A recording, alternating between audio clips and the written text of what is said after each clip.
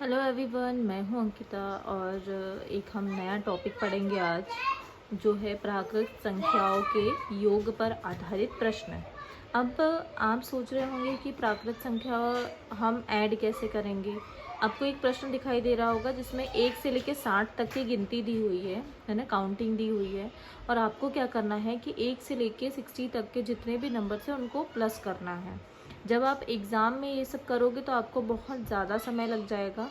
तो इसी समय को बचाने के लिए हम इसे दूसरे तरीके से सॉल्व करेंगे, ठीक है।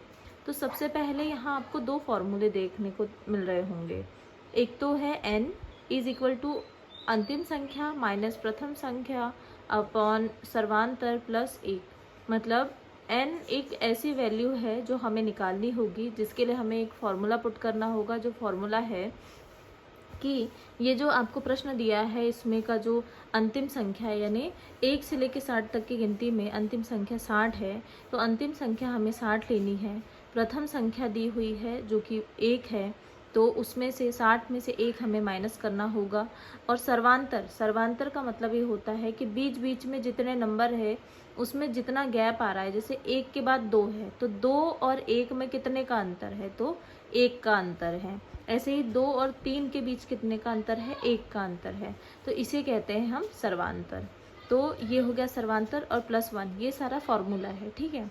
तो अंतिम संख्या यहाँ पे आपको दिख रही है, क्या है, 60 है, ठीक है। नेक्स्ट क्या दिया है, माइनस प्रथम संख्या। तो जब आप माइनस करोगे प्रथम संख्या, तो प्रथम संख्या तो 1 दी हुई है, अपॉन सर्वांतर। इन सबका मैंने अंतर आपको क्या बताया कि 1 का इसमें अंतर है, अपॉन 1। अब क्या दिया हुआ है, +1। जब आप इसे सॉल्व करोगे तो 60 - 1 जब करोगे तो ये 59 हो जाएगा। और ये 1 की वैल्यू तो आपको पता ही है, आप डिवाइड करो नहीं करो ये एक ही बात होती है। इसीलिए 59 + 1 करेंगे तो अगेन कितना आ जाएगा, 60। यानी ये किसकी वैल्यू निकली है, ये n की वैल्यू निकली है। n क्यों निकाला हमने, क्योंकि हमें फॉर्मूले में रखना है, ठीक है। कौन से फॉर्मूले में, जो सेकंड नंबर का फॉर्मूला यूज़ हो रहा है उसमें हमें इसकी वैल्यू रखनी होगी, ठीक है। अब देखते हैं हम आगे। अब क्वेश्चन आपको क्या पता करना है कि जो ये लाइन्स है ना, रेगुलर जो नंबर्स आ रहे हैं उनका आपको योग ज्ञात करना है, ठीक है। तो 1 से लेके 60 तक, तो 1 है यहाँ पे। तो यहाँ पे प्रश्न में क्या दिख रहा है आपको, अंतिम संख्या। अंतिम संख्या आपको पता है कि 60 है, प्लस प्रथम संख्या आपको पता है क्या है, 1 है,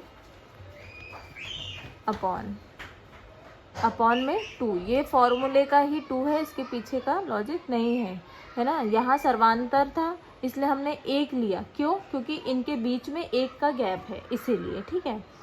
तो 60 + 1 अपॉन 2 किया। अब मल्टीप्लाई हमें किससे करना है, n से। n की वैल्यू क्या आई थी हमारी, 60, ठीक है। अब इसे हम सॉल्व करते हैं।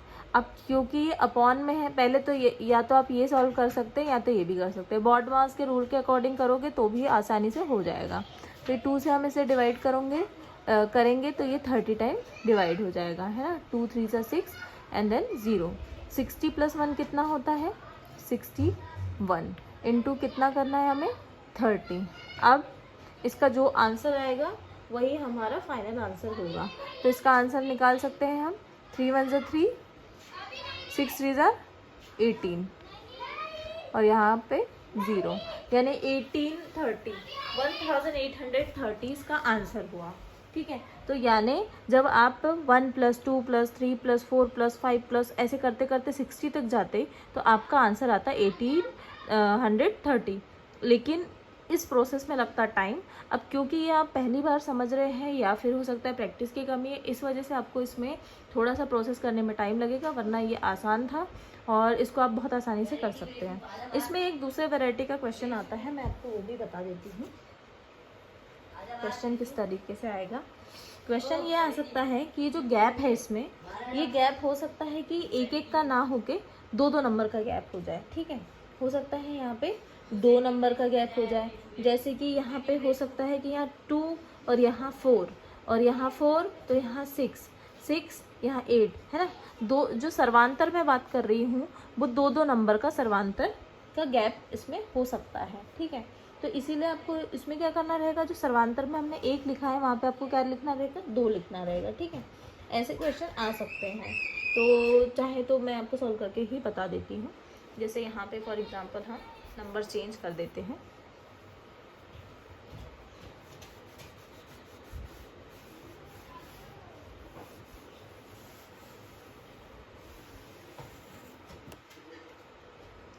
क्वेश्चन ले लेते हैं हम 2, 4, 6, 8, 10 डैश डैश, और ये भी हम 60 तक ही नंबर लेंगे, ठीक है।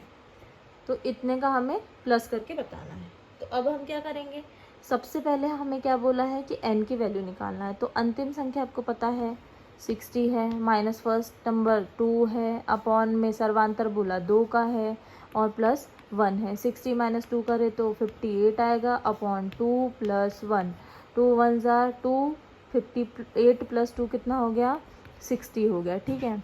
अब 60 अपॉन 2 करेंगे तो अगेन कितना आ गया, 30, ठीक है। अब क्या करना है हमें, ये तो n की वैल्यू निकल गई 30, ठीक है।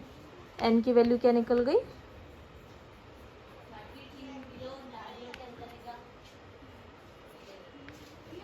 अब हमें क्या निकालना है, यहाँ पे योग निकालना है इन संख्याओं का, सारी संख्याओं का। तो इसका फॉर्मूला क्या है, अंतिम संख्या है 60 प्लस प्रथम संख्या जो कि है 2, ठीक है, अपॉन में आपका 2 रहेगा ही फॉर्मूले का, इनटू 30। अब फिर से क्या करना है आपको, इससे इसको डिवाइड कर देना है 30 को। कितने बार होगा 30 डिवाइड,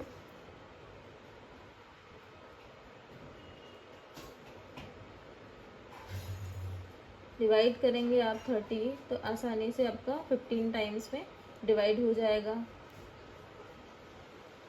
चाहो तो आप पहले इसको सॉल्व भी कर सकते हो। कैसे सॉल्व करेंगे हम, तो 60 प्लस 2 62 कर सकते हैं, इंटू 30 कर सकते हो, देन अपॉन में 2 कर सकते हो, बट ऐसे भी कर सकते हैं, ठीक है। 15 कर दिया हमने, फिर इसके बाद 62 इंटू 15 सॉरी 15 टू ज़ा 30, कैरी गया 3, 15 6 ज़ा 90, 90 प्लस 3 93, आंसर आ गया आपका 930। ये हो गया योग, ठीक है। तो जो 2 से लेके 60 तक के नंबर होंगे जिनमें 2 नंबर का गैप होगा, यानी 2 के बाद 4, 4 के बाद 6, 8, 10, 12 है ना, 14, 16, ऐसे जो नंबर्स होंगे उनका यदि योग पूछे तो योग कितना हो जाएगा 60 तक, 930 हो जाएगा, यानी 930 हो जाएगा। होपफुली आपको ये वीडियो समझ में आया होगा, नहीं आया होगा तो एक बार फिर से इसको रिवाइज करके देखना। और बहुत इजी है ये, इसमें बस फॉर्मूला याद करने की ज़रूरत है, और याद भी नहीं करने की ज़रूरत है, प्रैक्टिस करने की ज़रूरत है, आपको अपने आप ही क्वेश्चन आ जाएंगे, ठीक है। Thank you.